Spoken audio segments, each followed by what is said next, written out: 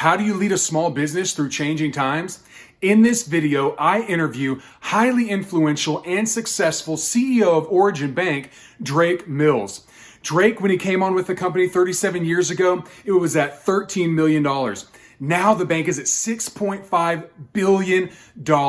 He's been a part of that growth all the way through and has so much to share with the small business owner. I'm going to ask Drake 3 key questions. Number 1, I asked him, what advice would you give to companies during this challenging time? Number 2, I asked him about his culture at Origin Bank. They're highly successful in the area of culture, and he shares how vital it is to focus on culture during this time that we find ourselves in. And then number 3, Drake gives you some practical tips on what to look for in a banker for your small business. Here we go.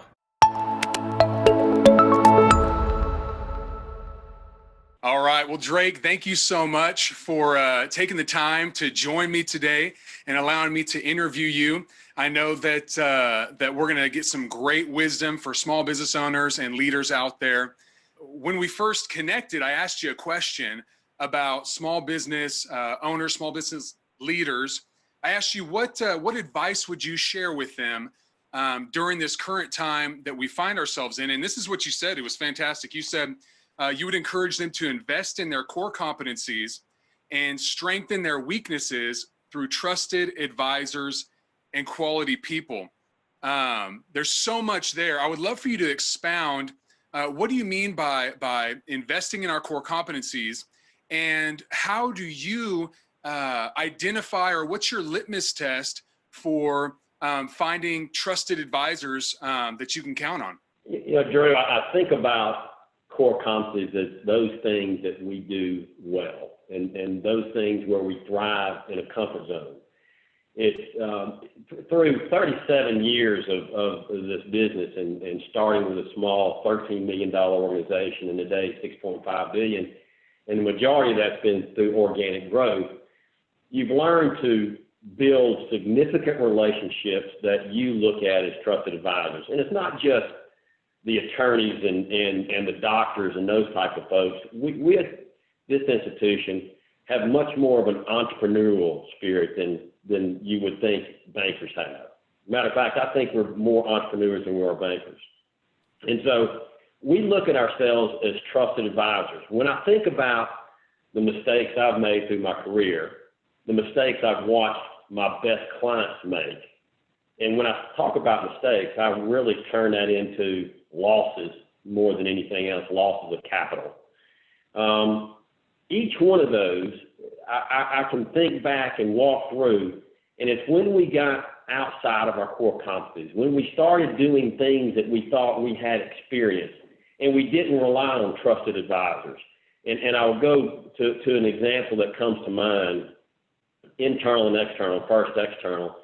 A very good friend of mine that built a thriving business, and he was in trucking, oil field services, road building, a number of different things. And as a hobby, he had a cattle farm, and that cattle farm never made any money, and it was a hobby, just like I have a farm. And I could tell you, I'm trying to turn into something that makes money, but it doesn't. So, you know, outside of that, he decided that he was going to reinvent the cattle industry. Now, this is an industry that's been there for years and years, savvy players, and it's a trading business, and it's a commodity business. And so he took a concept that I would say had some merit, but it needed to be tested in a small scale. The problem was he went large very quickly, then got into a buyback program, and then went into a huge feedlot operation and ended up losing millions, almost costing his business because he did not think about surrounding himself with people that were very highly successful. I'm not talking about consultants. I'm talking about people that had true and tried processes that were profitable.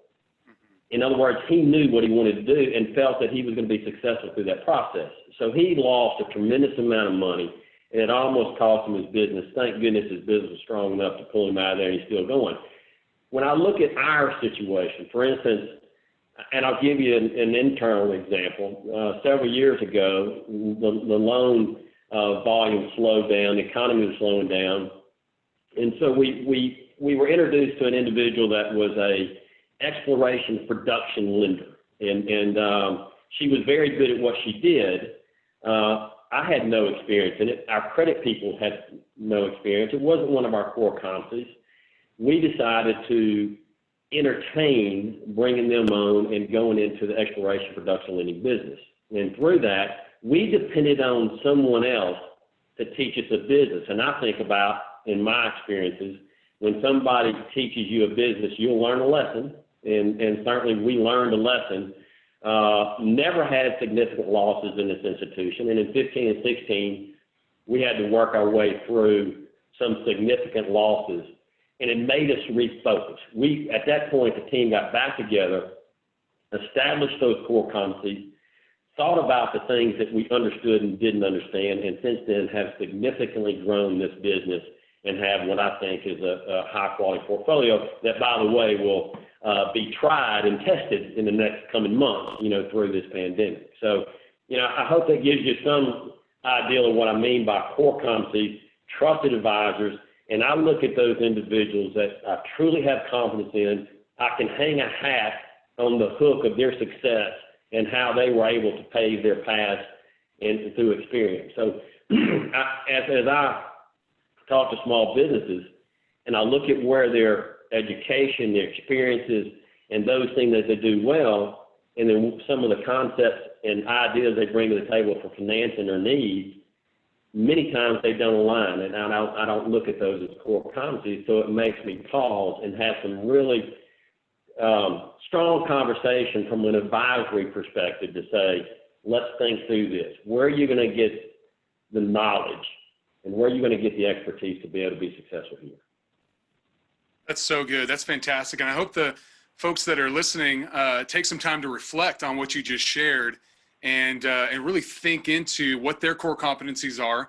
Take a moment to pause and whatever you're going to double down on during this time, whatever you're really going to put your energies towards, make sure it's in your strength zone is what I'm hearing you say. And make sure maybe get some of those people around you, some of those trusted advisors, those people that know you well, that'll tell you the truth to your face. Get them around you to really maybe poke some holes in whatever pivot you're going to make during this time and this moment that we find ourselves in. That's wonderful. Thank you. Thank you for that.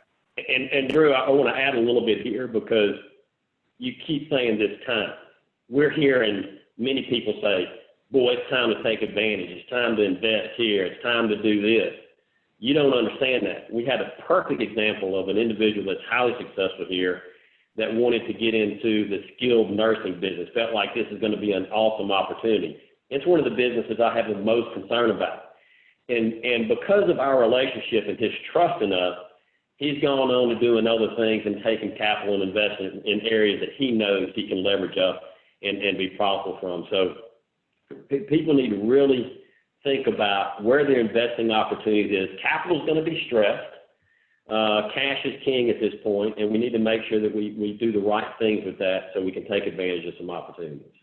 Drake, I've heard some fantastic things about, some fantastic feedback about your culture, and in particular, a day that you have, like a culture day that you have. And let me share with you how I heard about this. I have a friend that will go unnamed, and this person came on at Origin Bank a little ways back, and they were told they have to go to Ruston and do this culture day. And they're kind of dragging their feet. They got a family here in DFW. They're trying to, learn their job and get going. All the excuses you normally hear, right? When people have to take time away. And but they scheduled it and they came out and went through your culture day, your culture time. And when they came back from this, I mean, it was a complete 180. They were bought in. They knew the vision. And that's when I first heard about you, because this person spoke so highly about you and your involvement in that culture time and really sharing what Origin is all about. So I want to know, what are you doing there? How are you doing it? And why is that important now? Why is it important in challenging times to have a strong culture and a strong identity? I think about culture and I think about boy, it's difficult to say, how do you build a culture? How, it's first off, you got to be extremely passionate and believe in what you do. And it was interesting. I started my university career as an engineer. I wanted to design automobiles. That was a dream of mine. Found out quickly I hated it. I hated engineering. So ended up having a conversation with the business school dean and going to finance. But I quickly learned that where my passion lied was truly connecting people to their dreams and being a part of that. I mean, that was what drove me to want to build an institution that was different than other institutions. Culture, it's a top-down concept. You can't build a culture necessarily from the bottom up. And I mean, I know there's attempts to do that. But the individual that drives culture, and of course we have a team that does it, and I have been unbelievably successful through the years. When I started, we had 7 employees. Now we have 800. And to be successful in trying to be a part of building that team of 800 people, to have an ideal of what culture is, could only be established through coming to Ruston and understanding what the foundation of this culture is. And it's very difficult. It stresses me to ask. It doesn't matter if you're the new CFO or you're an entry-level person, you come to Ruston for this culture day, and it stresses me for those people. I thought about you saying, I've got a family, I'm trying to establish self-DFW. But until you understand the depths of passion behind culture and how we teach it and how we thrive through our culture, you're never going to be a part of the culture. And that's why we have the Culture Day in Ruston. Not that Ruston's a special place more. I mean, I like Dallas probably more than I like Ruston, from the standpoint of what goes on, activity, and being able to develop relationships. Ruston's a small place, but it has a unique opportunity to build something special here. That's why we're committed to maintaining the corporate headquarters. But to be a part of that culture, you really need to experience the passion the leaders in the company have, first off, for the people in turn. Secondly, for the community that we serve. Third, the customers and the experience. I mean, we want a unique experience we provide those customers that's second to none. We have very clear core competencies, core values, a very clear vision, and a very clear mission that we communicate. Matter of fact, I carry around, and this is going to get back on track after we get through this pandemic, some $2 bills. And if you can recite our vision statement, you get a $2 bill. There's so much in our vision statement, and it talks to you about the passion, the culture we have, and how we create relationships. Because ultimately, your success is going to be driven by your relationships, Drew. I mean, you live that every single day, internal and external. Those relationships and the depth of the relationships, that's what's getting us through this pandemic. So I believe a culture today, especially through this pandemic, is what's going to carry us. You're familiar with the PPP process and the stimulus.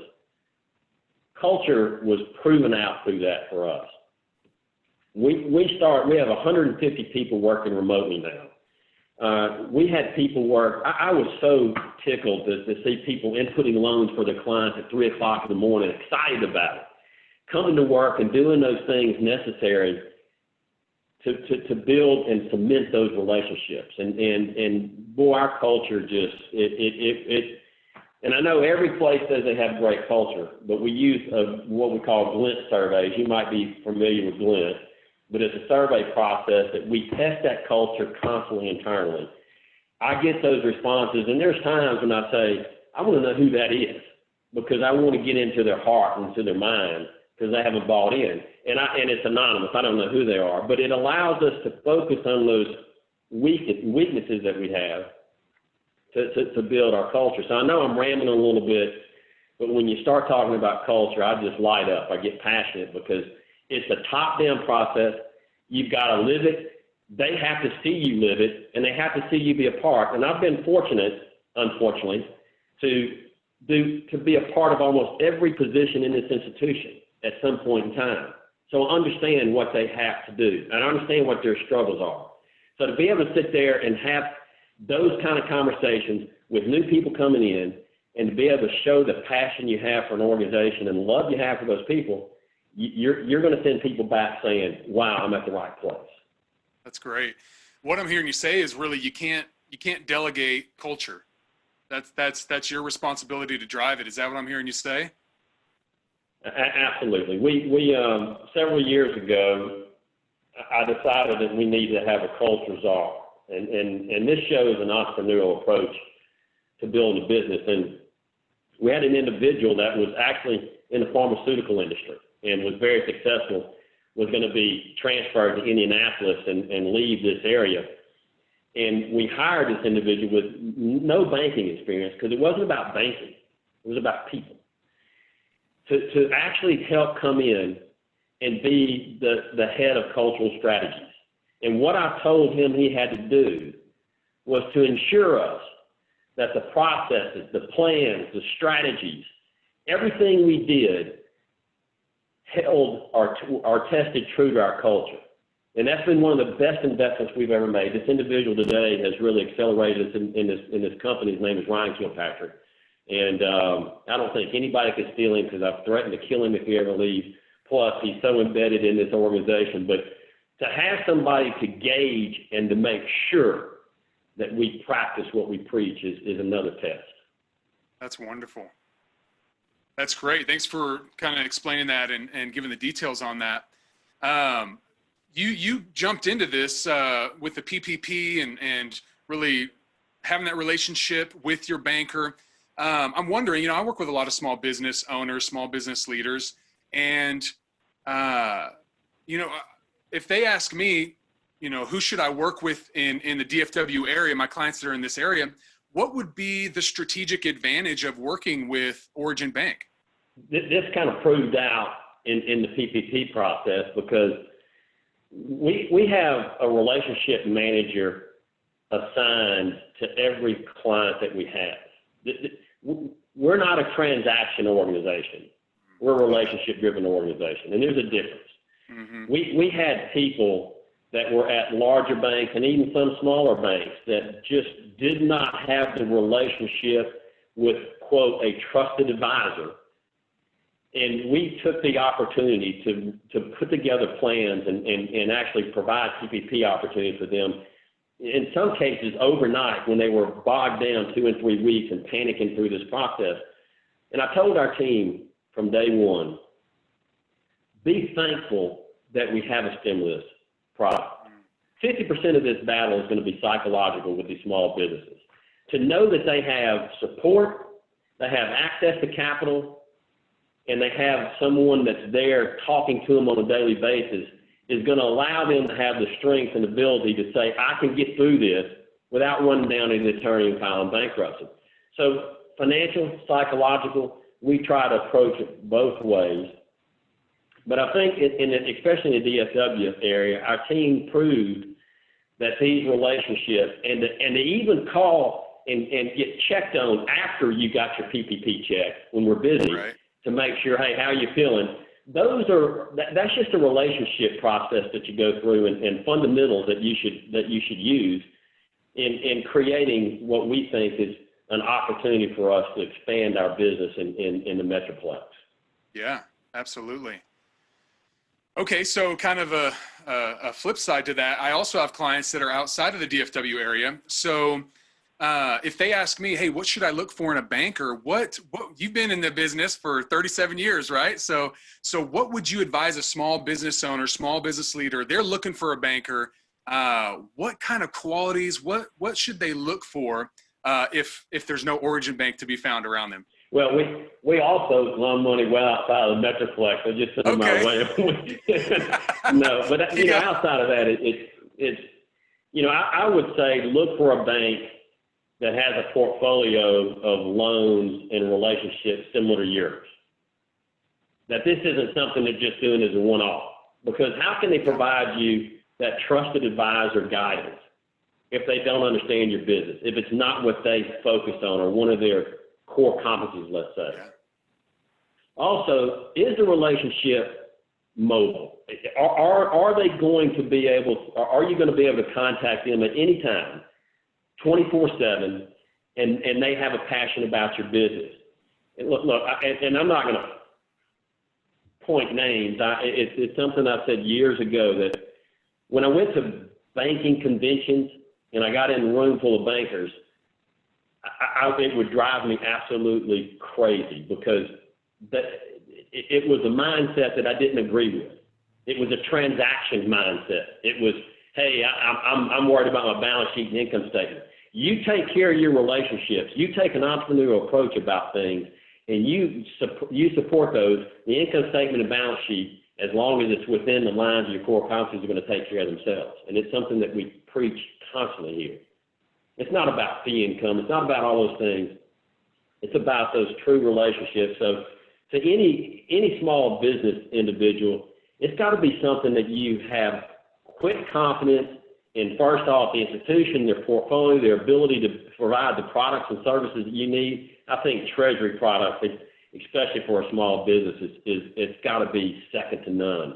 And I can get in touch with them, and they're going to call me back, and they're going to have conversation. I can consult with them. Those are all components that I would say, if you don't have those ingredients, you need to find another bank. That's wonderful. Drake, anything that I didn't ask you about, small business ownership, leadership during this time that you want to share before we call it a day? Yeah, I've thought about this. It popped in my mind as we were discussing the topic a few minutes ago. And, in trying times, small business leaders have to be present. They have to be engaged. They have to be on the front line.